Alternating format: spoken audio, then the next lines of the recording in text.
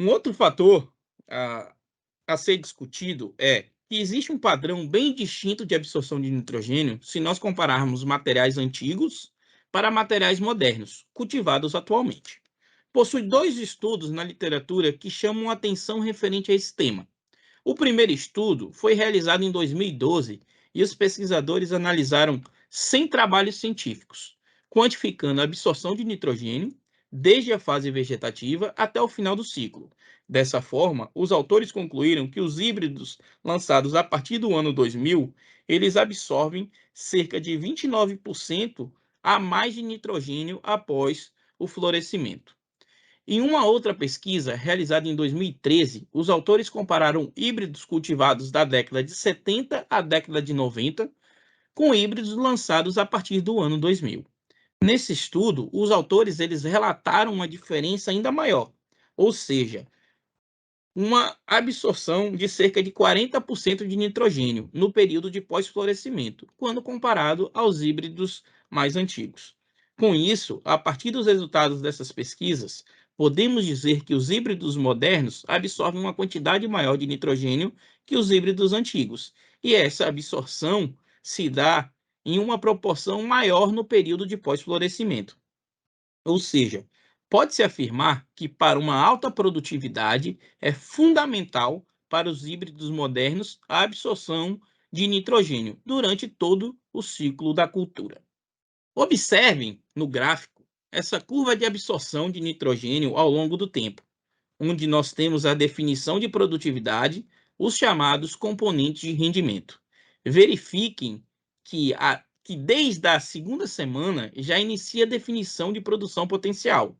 Depois ocorre a definição no número de fileiras e a definição do tamanho da espiga. Por isso, é necessário fazer uma excelente adubação nitrogenada. Dessa forma, na maioria dos casos, a adubação nitrogenada ela é indicada para ser feito entre a V3 a V6, ou seja, as folhas desenvolvidas, as folhas verdadeiras. No entanto, deve-se procurar um manual de adubação local da sua região e um profissional habilitado. Alguns autores eles afirmam a necessidade de fazer adubação nitrogenada no milho e em cobertura até a V8, pelo fato de ser um período de alta demanda da planta.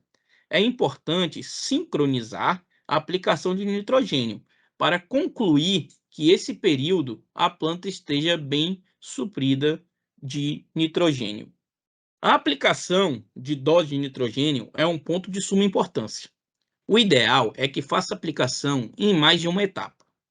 Se formos trabalhar com manejo para a cultura do milho em altos rendimentos e, consequentemente, altas doses de nitrogênio, o parcelamento da aplicação de nitrogênio se justifica. Com isso, o retorno econômico ele será muito significativo. A exemplo, se nós trabalharmos com 150 a 200 quilos por hectare de nitrogênio e uma lavoura com alta produtividade, o recomendado é que faça pelo menos em 2 vezes, mas pode ser feito em até 3 vezes. O objetivo desse parcelamento é que minimize as perdas por volatização, por condições adversas do clima.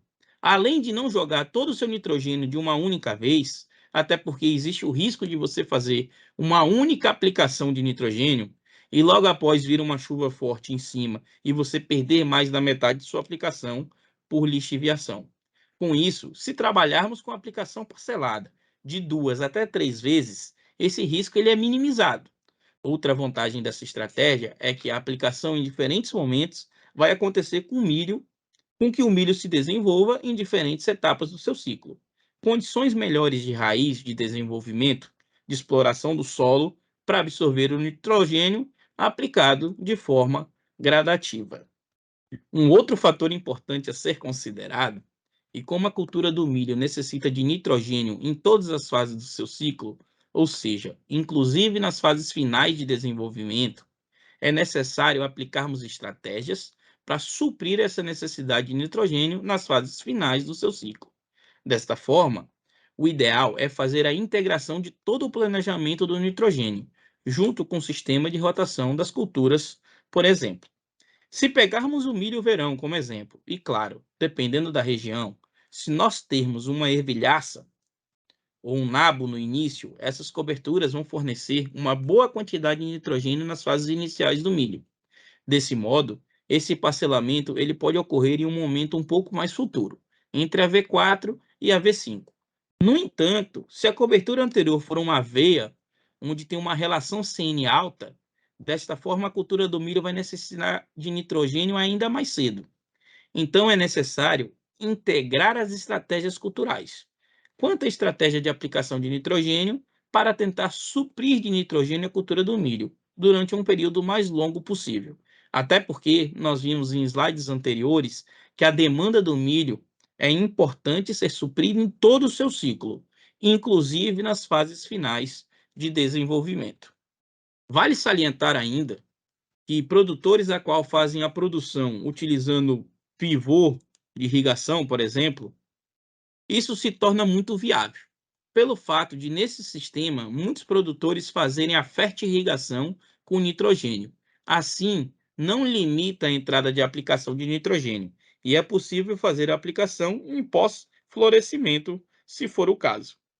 Por fim, cada produtor deve fazer a integração das informações que tem a sua produtividade, da sua lavoura, relacionando o clima, a matéria orgânica do solo, o teto produtivo, ao sistema de manejo, analisando a cultura anterior.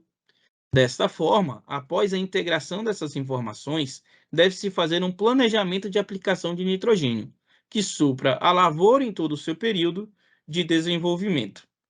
Por fim, quero agradecer a todos, né? Qualquer dúvida, estou sempre à disposição e peço ainda que nos sigam nas nossas redes sociais, no nosso Instagram, no LinkedIn, né? E acessem nosso site www.quimivita.com.br. Fiquem sempre ligados. A Quimivita sempre traz conteúdos para você, produtor, para você, profissional e para você que é estudante da área de ciências agrárias, ciências biológicas e ciência ambiental. Fiquem ligados.